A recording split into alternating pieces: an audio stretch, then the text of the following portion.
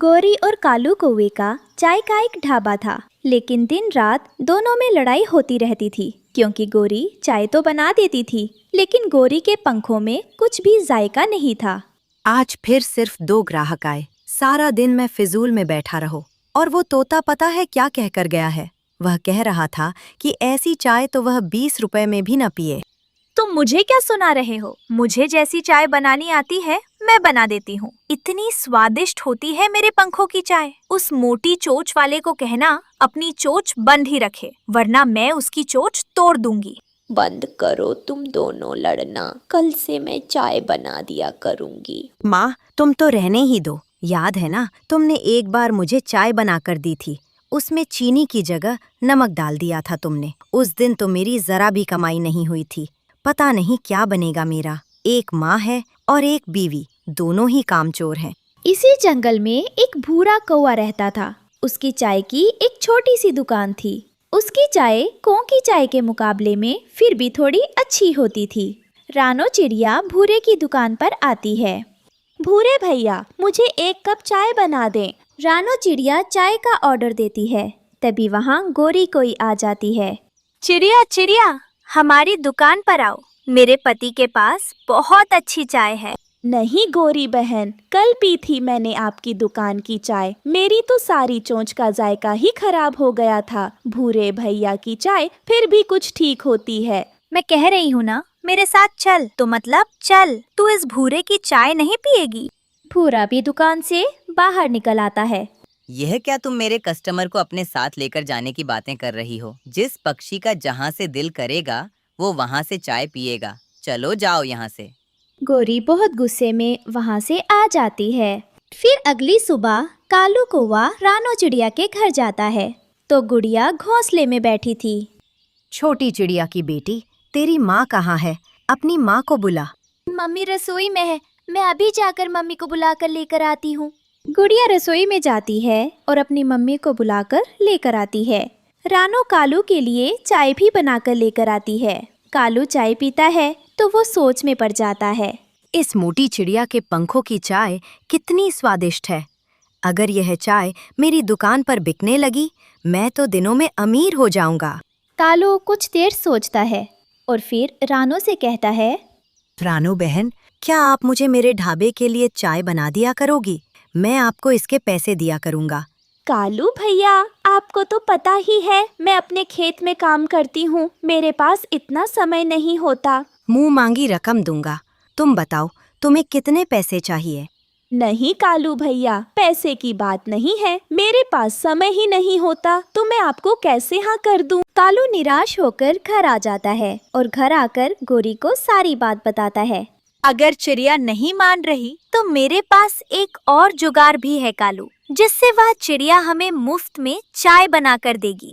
फिर गौरी अपना सारा प्लान कालू के कान में बताती है और अगली सुबह दोनों कौवे बड़े पेड़ के पीछे जाकर छुप जाते हैं। रानो चिड़िया खेत में जाने के लिए घर से निकलती है। कौवे चिड़िया के पीछे लग जाते हैं। कालू चिड़िया को टक्कर मारता है और रानो नीचे गिर जाती है। दोनों कौवे चिड़िया को घर ले आते हैं और रस्सी से बांध देते हैं। कौन हो तुम? मुझे छोड़ दो। मैंने भला तुम्हारा क्या बिगाड़ा है? मेरे चेहरे से कपड़ा हटाओ, मेरा दम घुट रहा है। गौरी आगे बढ़ती है और रानो के मुंह से काला कपड़ा हटा देती है तो रानो देखती है कि वे किसी पुराने सुनसान घर में है। गौरी बहन, कालू भैया, आप मेरे साथ ऐसा क्यों कर रहे हो? मैंने क्या बिगाड़ा है आप दोनों का? तूने कुछ नहीं बिगाड़ा हमारा, लेकिन हम तेरा बहुत कुछ बिगाड़ सकते हैं। अब तो रोज हमें हमारे ढाबे के लिए चाय बना कर दिया करेगी, वरना तेरी बेटी गुड़िया को मार देंगे हम। नहीं नहीं, ऐसा मत करना। तुम जो कहोगे मैं करने को तैयार हूँ। दिन गुजरते जाते हैं। फिर एक दिन गुड़िया गौरी के घर उसकी सास के पास आती है। माँ जी, कुछ खाने को है तो प्लीज मुझे दे दीजिए। गुड़िया बेटी, ये तुम्हारी हालत इतनी बुरी कैसे हो गई है? और तुम कमजोर भी लग रही हो। सब ठीक तो है ना? रानो कहाँ है? माँ जी, क्या आपको नहीं पता मेरी मम्मी कब से नहीं मिल रही? मैंने जंगल के सब पक्षियों से पूछा, लेकिन किसी को कुछ भी नहीं पता। पता नहीं मेरी मम्मी कहाँ चली गई। गौरी आंटी कह रही थी कि मेरी मम्मी को चील उठा कर ले गई। क्या? लेकिन गौरी ने मुझे तो ऐसा कुछ नहीं बताया। गुड़िया बेटी, चलो मैं आपके साथ जाती हूँ और आपकी मम्मी को ढूंढने में आपकी मदद करती हूँ। फिर गुड़िया और वह बूढ़ी कोई घर से निकल जाती हैं। शाम होने को थी। दोनों पेड़ की एक डाल पर बैठ जाती हैं। माँ जी, आपने मेरी बहुत मदद की, लेकिन हम सुबह से खोज रहे हैं। जंगल में कहीं भी मेरी मम्मी नजर नहीं आई। शायद गौरी आंटी ठीक ही कह रही हैं। बेटी, अगर वैसी कोई बात होती तो जंगल के सब पक्षियों को पता होता, लेकिन चील तो कब से शिकार पर नहीं निकली। मुझे नहीं लगता कि तुम्हारी मम्मी को चील ने खा लिया है। शाम हो गई है, यहाँ पास ही हमारा एक पुराना घर है। चलो हम आज की रात वहाँ गुजारते हैं और फिर सुबह यहाँ से आगे आपकी मम्मी को खोजना शुरू करेंगे। गुड़िया और बूढ़ी कोई उस पुराने घर की तरफ उड़ती हैं। वो घर के अंदर जाती हैं तो देखती हैं कि घोंसले में रानो सोई हुई है और उसका एक पंख बुरी तरह जख्मी हुआ है। मम्मी, मेरी मम्मी, आप यहाँ कैसे आ गई और आपके पंख को क्या हुआ? रानो बेटी, उठो, आप यहाँ कैसे आ गईं? रानो उठकर बैठ जाती है और वह हैरान होकर कभी गुड़िया को देखती तो कभी बूढ़ी कोई को। क्या मैं कोई सपना देख रही हूँ या फिर सच में मेरी बेटी और आप यहाँ पर मेरे सामने बैठी हैं? गुड़िया अपनी मम्मी के पास जाती है। मम्मी, आप कोई सपना नहीं देख रही। आप यहाँ पर कैसे आ गई मम्मी?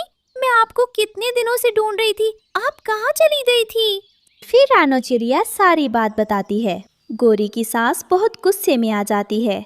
मुझे यह तो पता था कि मेरा बेटा और बहू बुरे हैं, लेकिन लालच में वो इस हद तक जा सकते हैं, मुझे यह नहीं मालूम था। इन्हें इसकी सजा जरूर मिलेगी। चलो रानो बेटी, घर चलो। लेकिन माँ जी, मुझसे तो उड़ा ही नहीं जाएगा। इस गौरी ने मेरा पंख काट दिया। रानो बेटी, सुबह होते ही मैं पुलिस के पास जाऊंगी, फिर आप पुलिस की वैन में बैठकर जंगल आ जाना। वो रात सभी उसी पुराने घर में गुजारते हैं और फिर अगली सुबह होते ही गौरी की सास पुलिस के पास जाती है और सारी बात पुलिस को बताती है। पुलिस अपने वैन लेकर आती है और रानो चिड़िया को जंगल ले जाती है। पुलिस सीधा कौओं के ढाबे पर जाती है। बाहर निकलो तुम दोनों ने जंगल के नियम तोड़े हैं। किसी पक्षी को किडनैप करना और फिर उसका पंख भी काट देना, तुम दोनों को बहुत कड़ी सजा मिलेगी इसकी। पुलिस कौओं को वैन में बिठाती है और ले जाती है। ऐसे कौओं को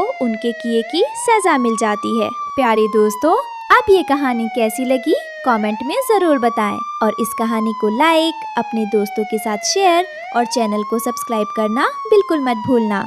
आपका धन्यवाद। दोनों कौवे बहुत तेजी से भाग रहे थे और चील उनके पीछे लगी हुई थी। भागते भागते वो अपने जंगल से बहुत आगे निकल आते हैं। दोनों थक कर एक पेड़ की डाल पर बैठ जाते हैं। कालू जी, ये पेड़ तो हमारे जंगल के नहीं लग रहे। ये हम किस जंगल में आ गए हैं? मुझे लगता है हम रास्ता भटक गए हैं।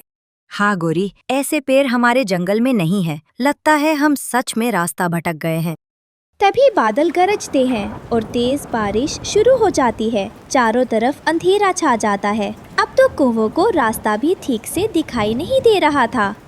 कालू जी, पहले तो फिर भी थोड़ी रोशनी थी, ऊपर से रात और फिर ये बारिश। अब हम क्या करें? मुझे तो बिल्कुल रास्ता नहीं दिख रहा।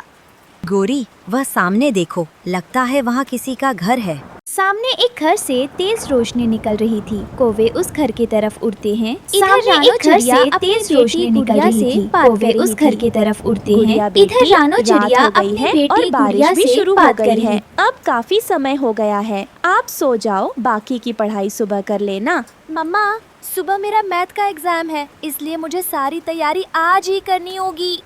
तभी रानो चिड़िया के दरवाजे पर दस्तक होती है। बारिश के इस समय कौन हो सकता है? मैं जाकर देखती हूँ गुड़िया बेटी। रानो चिड़िया दरवाजा खोलती है तो दोनों कौवे बारिश में भीग रहे थे।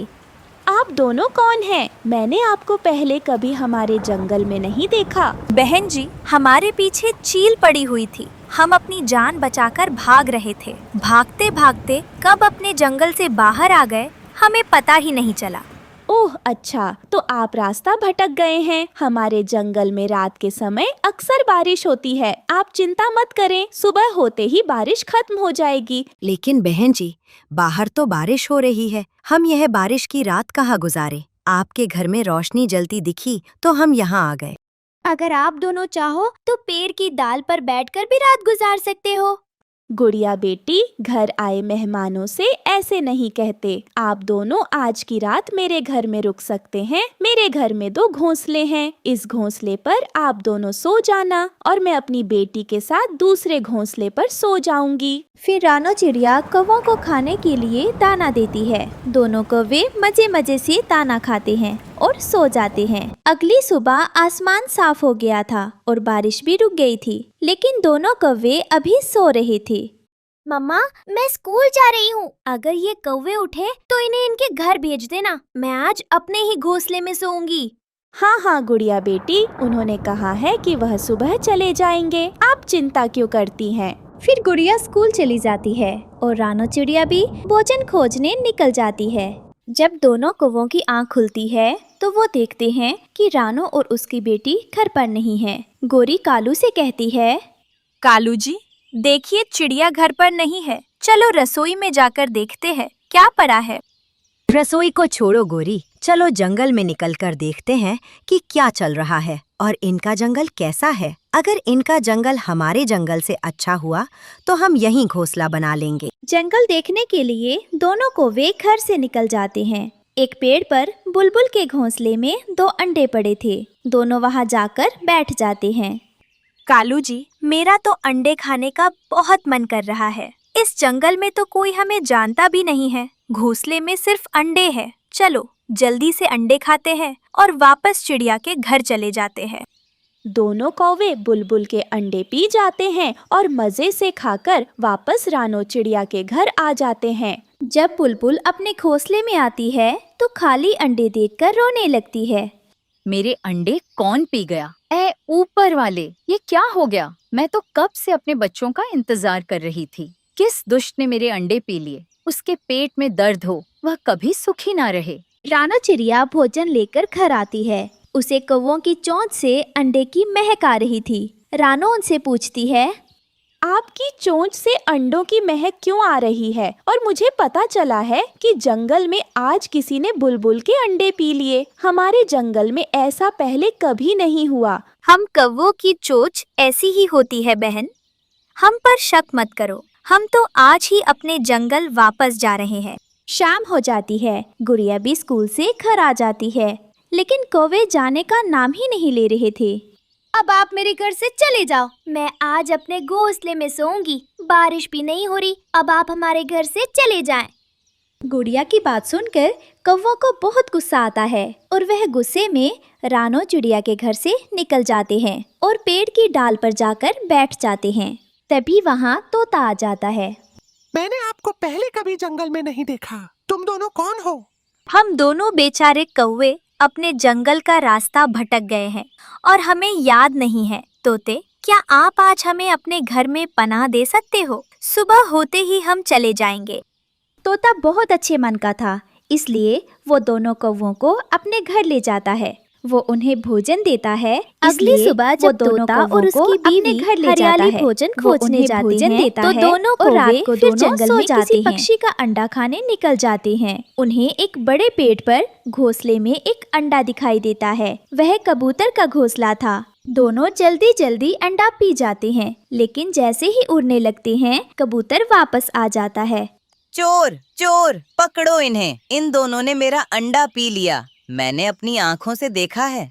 क्या देखा तूने अपनी गंदी आँखों से? पहले अपनी आँखें साफ कर ले, फिर तुझे साफ दिखाई देगा। हम तेरा अंडा नहीं पी रहे थे। कबूतर का शोर सुनकर जंगल के सारे पक्षी इकट्ठा हो जाते हैं और कबूतर सबको सारी बात बताता है। सब पक्षी बहुत गुस्से में आ जाते हैं और दोनों कौवों को मारने लगते हैं। चोर कौवे? मम्मा, मुझे तो ये कौवी शक्ल से ही चोर लगती थी। इन्हें मार मार कर जंगल से निकाल देना चाहिए। फिर सब पक्षी दोनों कौवों की खूब पिटाई करते हैं और उन्हें पेड़ से नीचे फेंक देते हैं। दोनों कौवे अपनी जान बचाकर वहां से भाग जाते हैं। प्यारे दोस्तों, आपको यह कहानी कैसी लगी कमेंट में जरूर बताएं और इस कहानी को लाइक, अपने दोस्तों के साथ शेयर और चैनल को सब्सक्राइब करना बिल्कुल मत भूलना। आपका धन्यवाद।